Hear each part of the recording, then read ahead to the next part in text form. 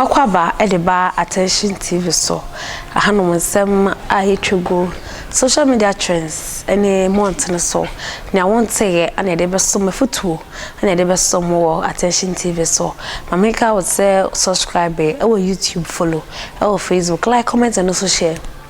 both sides. We are notification bar no to be the first to get the videos. I will say ahono no uwie so a eya na waka chobi se eya on attention TV na on bisua de emfa inflo and I say aka Pastor Paul afọ ewo dem ha mene no ebetwe nkomo e de afa evangelist mama part e be bisa no emu nsem ba komyenu bi ene nsem abetodwa wo chema chese kam ya kwa sese no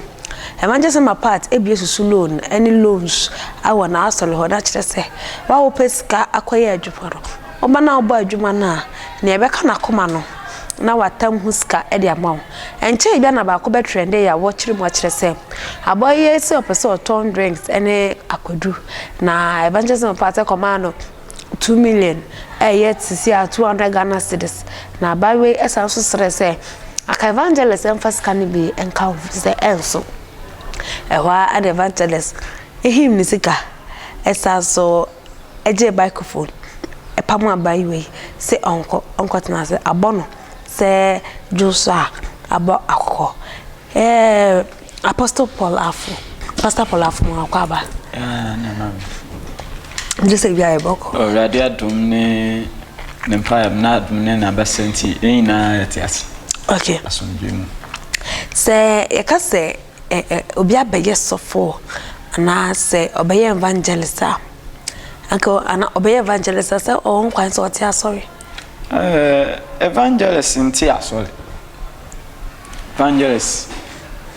okan yame asam no ogada akra no na do ho ama sorry ti ya ka evangelist de ene menim no wonyame asam ne mu ne se abaka asam no atwa akra no woso ho waka no kre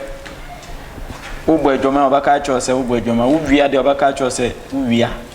adibia uye bia na obaka cho se ni se nti woni baba ho so na odo ho amanyame ema no otum preach ema akra ma wonsa so ede wo ho ma irade nti ya ka evangelist ya wo kan yame asam no nukremu a wo twa akra ede ma asol fufu because we now are solid bim nti yanhwe evangelist ma part ni die yehwe ni die ya owo hemfa akwa me makane se ma me no de on sesan me hu so ye sofo yesi ma emu atai but Bible say dua na ba no na edi be hu dua kokora dua ne ye achaze me kai se Bible na no so se wonyi mom me ba o du twabre a ebe hu ye ene Matias ba me kai se oni kwakumenu ye some interview bi na kwakumenu bi se bisa nsem bi na o ka se akom na ekọ Matias na mom da moment no odeni yansa na odididi odeni yansa na ye adwuma nti den yansa no a odi ye adwuma no wen ye yansa na ye ne bibia awie sa yansa no aba ka cha yenso se wasesa abanyame mu nti obi a wasesa abanyame mu no ewo ndwuma pa oba start atenedi ne ye hu se wei onyame akoa apa nyame mma no ye won sonsone edewo mu between nyame mma ne wiase this will be some a me mbo aten but to me hu de me hu se sesan ya memuya video bi trende social media efa evangelism apart ho na ye be fan bako manasi edin semi beto bonten ye be kan se asanso aba bonten ye na ye tete se wo share evangelism apart asofatare we no omo de ne share sofa bako waga no mu ha sensa eye computer man dodo na so chire mu so achira se first no ana computer man eye computer man se say de aza ana woye ye hwe computer man ya de evangelism apart a hye ne sa ene ze Ghana for you ana ana me chere se itibia na ho che e ka se itibia na ho cha be ma bia woni yire obetuma awale no be ma bu ma obede yire ukofa na untum ne ntrajes wa nebu ana nimpa na wode ne hye ne nsana na sof na wode part hye ne nsana na sof ma me part hye ne nsana bia me de menim ne awo hu ne ntia wode ne hye ne nsana at obetuma ya na afam de na me wo kan ina ne se nipa no wasaya se ne fan churchum church na wode ofam no so at least church no bia ba wa church ne bi kakranti me wa church no na wo se o sha se o de ne di nti se woda so nam church wo mu na woda so de nioma eya bad ba na bia church a wunya ne eno nti na because Paul ka chen say mo nya fie Awurade nchen no na wode man ati ase mo nya efi Yakobon nchen no na wode ma ne ma no nti bia no nso mo nya no computer ma mo nya na no so wode ma ne ba no nya say e depend ma wo ba no be de na di okay ati ase ma akoda no e be frase de na di no obetuma akosofo bi nchen we kosua nioma but ma wo kosua no den ala obede bi adi ntina evangelist ma party esia no ere bi no de say odiska be ma church member bia o manu so ekohu wo nipa ni nchen computer man diska ma church member and me ntumi nkyere se ano na wa ba bie kwan na ato ha mama ye hu se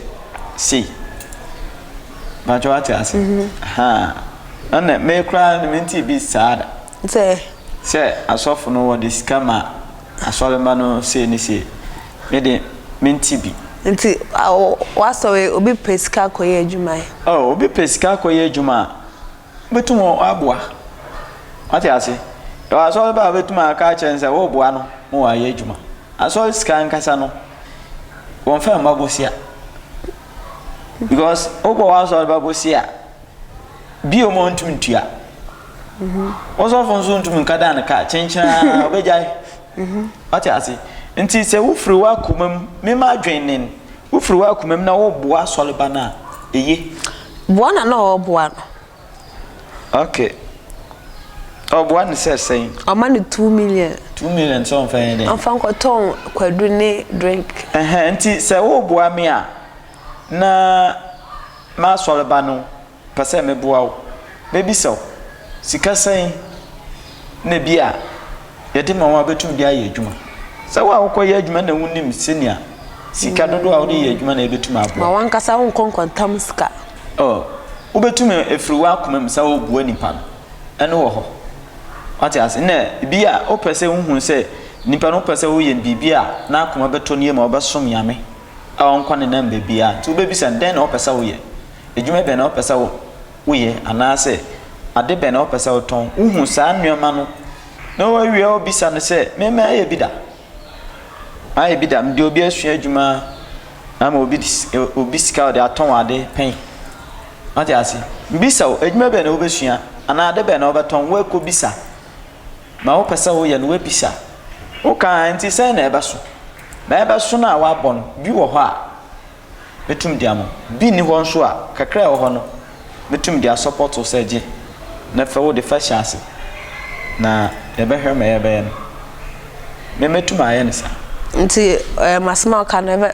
evangelist part 1 ya de se asole ban ka se enso no bi mo se sika gawe ana o ye no Sãckēd na ya no oni ne menene ajen pa ade as because ye say no e wo kwan ya oboto ho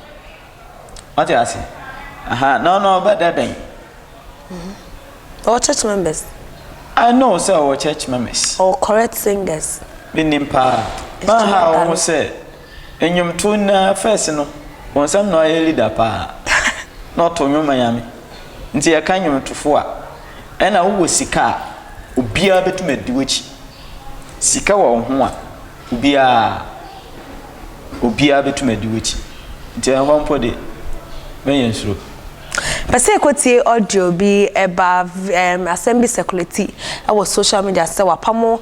maame ene ne ma 5 e dey fi asore dem a omo bise sika se na omo bise bi aka ho nsuo se na omo afro omo bebisa wo ye hye dem ho asem but maame ngege abeye ho reaction yenko na yenkotie ho popo ye kakra emfa embra empre bibre se ya bane de Agradaa abetusu se ya enkofo bebre ka se yentimi njai Agradaa asemoka until say Agradaa azano a ene omo peso otugu enipa anie no until say be hu se Ghana fo bi no omadwini mu oha no omadwini mu wo fom no esue nyansa ehunu se Agradaa no ene omo wo kaseti ahe etra attended TV tran TV so ebo wo machi se ke enkoto Ghana asofufuo nyina enkoto ntwene bola so na nke na nkwa ba be di sofi omra mefa babro nto ne yem no memene babro no meye nyame adwuma na enso no eniyema na wo betna TV so kaseti aye no wono dia afen wo ye na kese ne telele na kakra kapa Ekwapin Van Dam, I see you. Unim Asempa Van Dam, baby, I will be a child. Asempa say me training catch a papa Asempa Van Dam. Eye Root, I see you. Eye Akosia Sandra. Abusia for mamengege ana yekotie no ede aba ede afania esi we evangelism apart se audio bako a trending na video bako a trending ya opama maame no se won ko 200 cedis on pa vinka ho no ye na eti so ya wada na obeto asenti ye na adwe bia ya wada yidie anate kwesi ade de a na wo to aso wo ye adwuma no eno se se gama onipa no ko bisa esika ana opamo maame no ene enkola 5 edifi asawe dem okay I say o bisa ma asem me ka asem na o bisa question say Bible sini na mbo min ai do trabla the ni na mbo min na say ya so ne bia na ne ba no ko what you say nti e bia o ma misika bi na sika na me den mamen wo den mamen no e kina wo beka I know so kina obetuma gina puppet wa ka kire asole mani nyina se bia wa ma misika sa me fa nton wada wa ma misika sa me fa yeju etuma happiness a nti me hu se sika na wo de ma me no emwa ana se ade na me pese me ton no emwa me wo ho kwan me sofo no metuma ebisa dia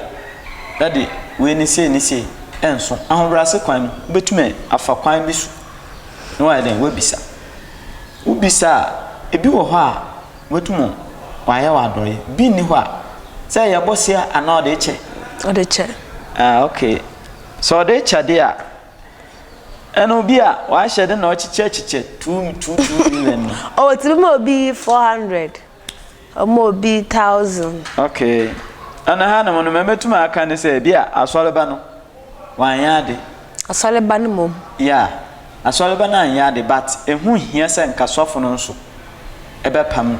asoleba no ba wo ni sanke wo say yekukuam se ode beba the TV no so social media for fa entina me ka se asole members woni na so fa me ka se dia no na aba no na edi be hu dua kono anso ende no entumi yade wo kukuam se dia be ya opedom oh me kwa se wa ma obi 2 million na bia me nso ba ma msi ana me so obe ma msi nti abaya no be metuma aka nze bia sika bi odan ma obi nti ana no so ne ni kobre ye ko bi sese ana kaka se ne denenso but hu hia se da sika ne nti oba pam yame akra so mumfi edem ho enko ati ase so yan yame adwuma ankasa Yesu ba no wampama akra bia tinia wa hom betumi no je na adwuma no so aye no ye se enso nipa ina ani a enhye yame aninya nti ma wo ba ya